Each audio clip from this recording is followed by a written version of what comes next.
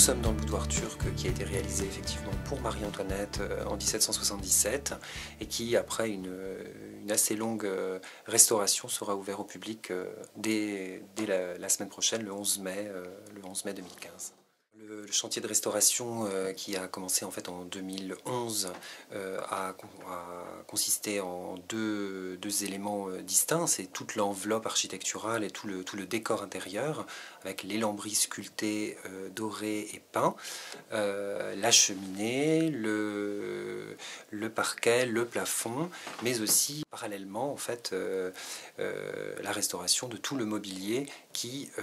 a été introduit en 1806 pour l'impératrice Joséphine dans le boudoir turc de Marie-Antoinette.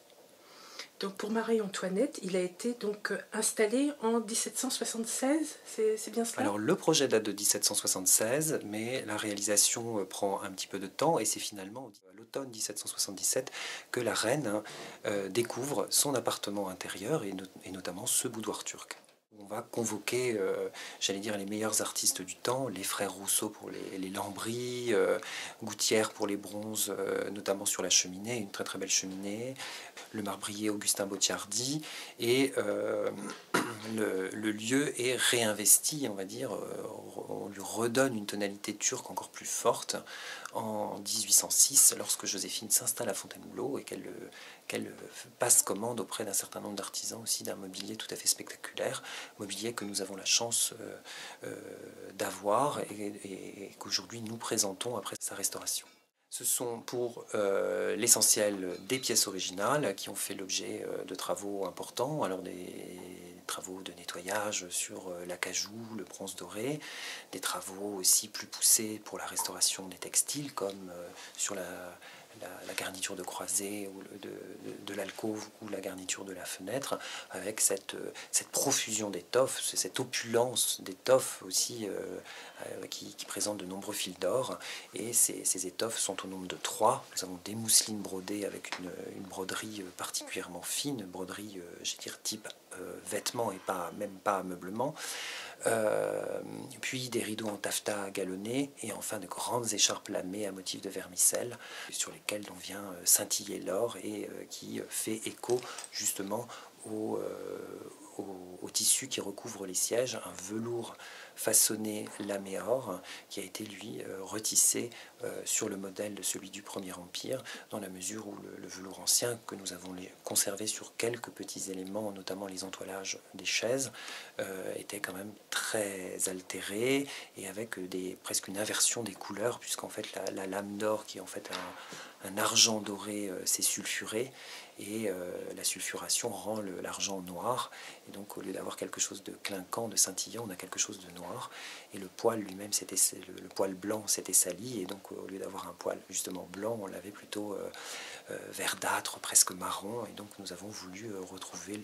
l'éclat des couleurs du Premier Empire avec ce retissage qui a été réalisé donc à Lyon par la manufacture Tassinari et Châtel, et c'est un travail particulièrement méticuleux qui a nécessité 2 ans, donc à peu près une grosse année de mise au point du métier à tisser et une année de tissage à bras par une veloutière dont le rythme correspond à peu près 15 cm de velours par jour. Alors nous sommes dans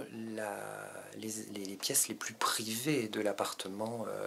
d'une souveraine. Ce sont des pièces qui sont aménagées tout d'abord pour l'épouse de Louis XV, Marie Leczinska, et lorsque Marie-Antoinette monte sur le trône, la première chose qu'elle fait modifier, ce ne sont pas les pièces de son appartement de représentation, mais ce sont ses pièces privées. D'où en fait, on comprend très bien avec ce type de projet voulu par Marie-Antoinette que la dimension privée, le fait d'échapper à l'étiquette, à cette représentation permanente, à ce poids de l'apparat les conduit à réfugier, à se réfugier, à se faire aménager un asile au sein même de ces appartements. Donc là, nous sommes, j'allais dire, presque nichés dans un recoin du château, exactement finalement entre l'appartement, le grand appartement de la reine et le grand appartement du roi. Et c'est donc dans ces petites pièces que la reine pouvait vivre, je veux dire, comme presque une simple particulière, avec une société qu'elle pouvait inviter à suivre dans ses appartements, mais en tout cas une société qu'elle choisissait, pas une société qui lui était imposée par son devoir de représentation.